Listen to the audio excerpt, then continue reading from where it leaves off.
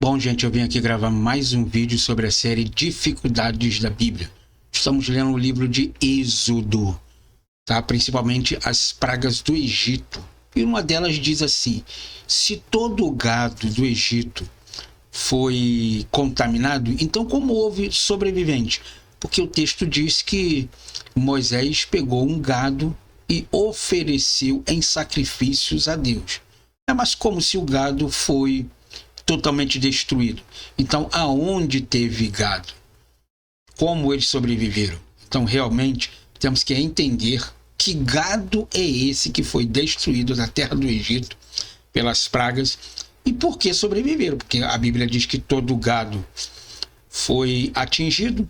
Eu sou o professor André Macerino, você está na série Dificuldades Bíblicas do Antigo Testamento. Então, depois da vinheta, você vai entender exatamente o que aconteceu. Fica comigo.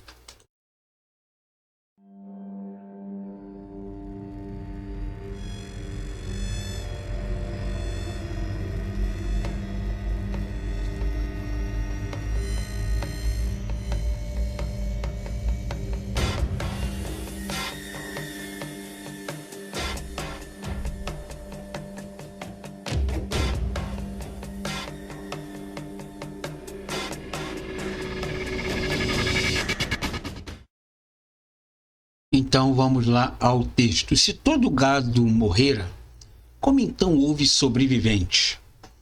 Em Êxodo capítulo 9, verso 6, afirma que todo o rebanho dos egípcios morreu na quinta praga. Contudo, em alguns versículos depois, é dada uma instrução para que eles recolhessem o seu gado e tudo que tinha no campo.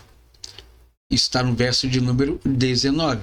Mas se todo o rebanho morrera, como é que houve sobrevivente? Então, a gente primeiro tem que entender a questão de classificação de animais, né? Eu tenho aqui uma pesquisa aqui que quais são os gados, qual a classificação dos animais em grupos. Então, primeiro os rebanhos podem ser bovino, que se refere a bois e vacas, suíno, porcos, ovino, ovelhas e carneiros, caprino, cabras e bodes, equinos, cavalos, muar, mulas, assinino, jumentos e bufalino, que vem de búfalos. Então, quando nós estamos falando de gado, nós estamos falando de bois e de vacas. Não estamos falando de ovelhas, de cabras, de outro tipo de animal, cachorro, gato. Então, quando diz aqui que todo o gado do Egito morrera, quando a gente pensa de gado, a gente está fazendo uma generalização, achando que todos os animais do Egito morreram. Então, em primeiro lugar, novamente, o termo todo, com frequência é usado como sentido de a maior parte. Tá? Lembrando que Israel estava debaixo da graça de Deus, da misericórdia, né? Então, eles não foram atingidos por essas pragas. Ademais, a praga aparentemente foi limitada ao gado no campo. Possivelmente foram os animais que estavam fora dos currais. Por quê? Porque quando a gente fala de gado, geralmente a gente fala de animal de campo. Tá? Isso é uma generalização da língua portuguesa. Os animais que estão em currais geralmente não são classificados como gado, porque estão presos. São classificados mais como animais domésticos, porque estão em casa, estão aos cuidados da casa. Está vendo a diferença agora do jogo de palavras? Então, os animais nos currais não teriam sido atingidos. Então, a palavra gado geralmente não se refere somente a cavalos, jumentos e camelos, que deve ter sido parte do rebanho que foi poupado. Tá vendo como é que, novamente, a gente tem que entender e separar as coisas?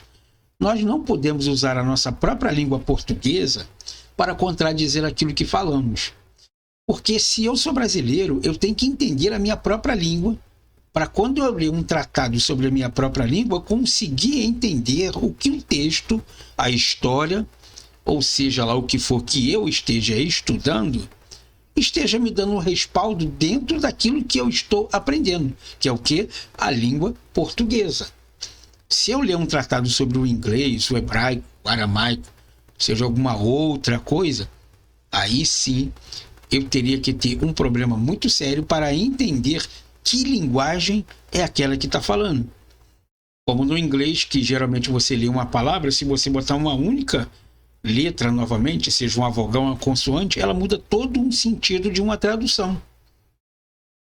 Então, aqui em vista desses fatores, não há contradição entre essas passagens, como nós estamos sempre falando aqui agora. Nem mesmo se pode presumir, tendo-se uma postura racional, que o mesmo autor, dentro do mesmo capítulo, tendo dado uma descrição tão impressionante do que aconteceu, fosse se contradizer. Ou seja, como ele mesmo escreve o próprio livro de Êxodo, então ele mesmo não pode se contradizer naquilo que ele está falando. Por quê? Porque senão toda a história que ele está dizendo vai ter uma moral de mentira. Ninguém vai acreditar nele. Então é impossível você falar uma coisa e escrever outra totalmente diferente. Não tem como. Se eu faço um tratado, uma tese, para um mestrado, qualquer uma outra coisa, eu não posso me contradizer naquilo ali. Porque se eu for chamado para fazer uma transcrição oral sobre aquilo que eu estou defendendo, eu não sei do que eu escrevi. Porque simplesmente eu pedi alguém para fazer ou eu copiei de um outro lugar. Então eu tenho que estar a parte daquilo que eu estou fazendo. Então, se o Êxodo realmente foi escrito por um autor, seja Moisés ou outro, não importa. O objetivo aqui não é esse. Mas vamos dizer que seja escrito por Moisés. E ele mesmo se contradizer o que está falando, ora, então a Bíblia está totalmente errada.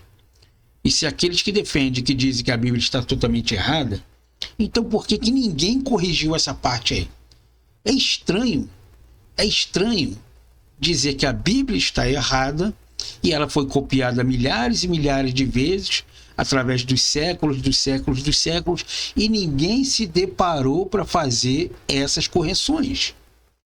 Isso é muito estranho, não é não?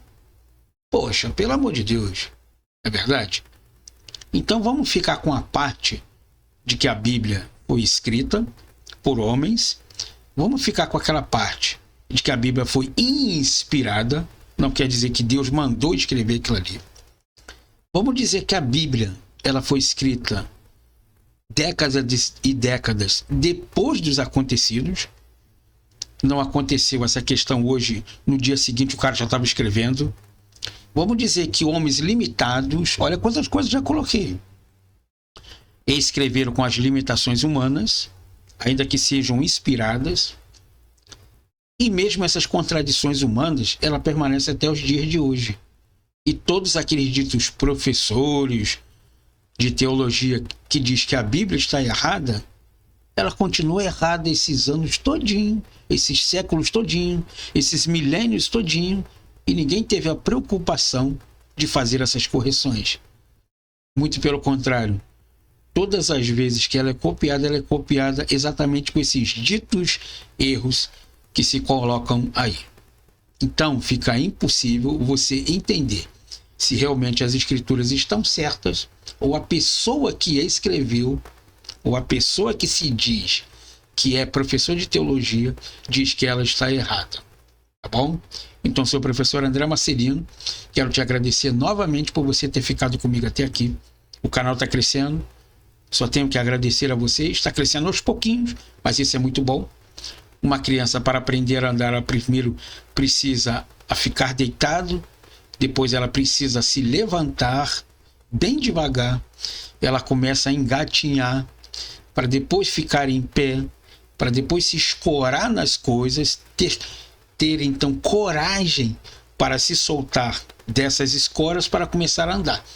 Então uma coisa não acontece de um dia para o outro. Então quero agradecer a você que tem ficado comigo até aqui, me apoiado, e espero vocês então numa próxima aula. Agradeço a todos aí e que Deus nos abençoe.